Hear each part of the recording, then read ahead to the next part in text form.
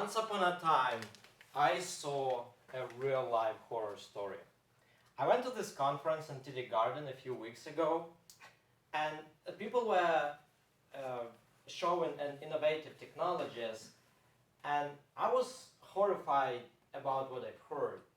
The first speaker came up on stage and he said, "Hi, my name is John William. I'm from San Jose, California, and I'm a vice president of energy saving company, and this talk today is about alternative resource, how to save an energy."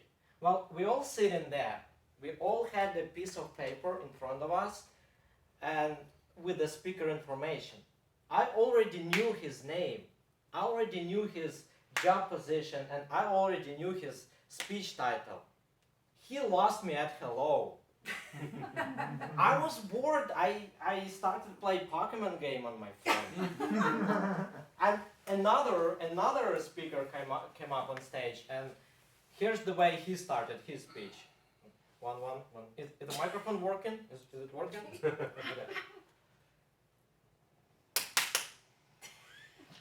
Is that plugged in? Oh, no. Okay.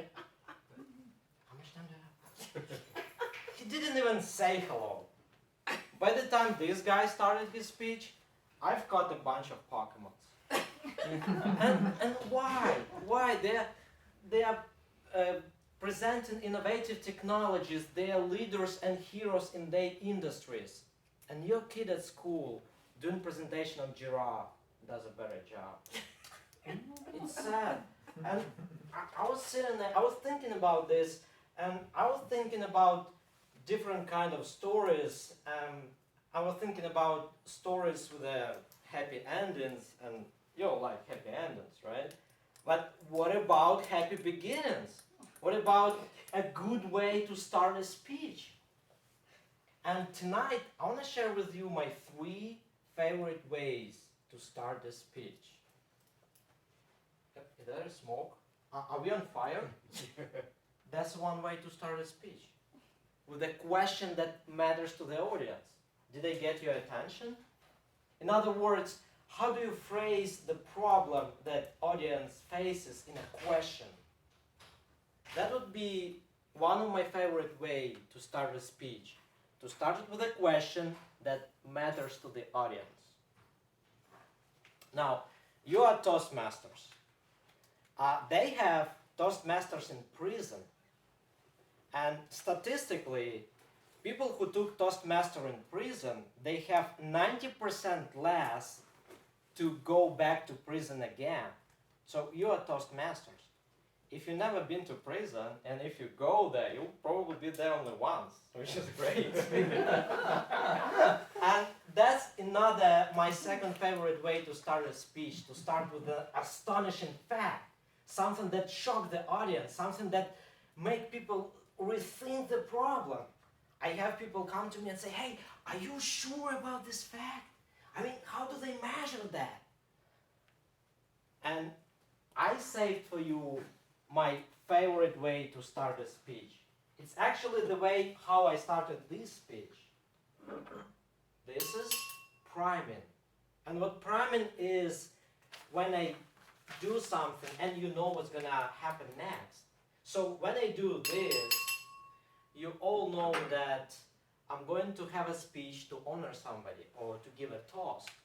And what you're going to do, you all get quiet and you're all going to give me about 3 to 7 minutes of your time to listen to my speech. Well, another way to prime you is the way how we start a story to the kids. Once upon a time.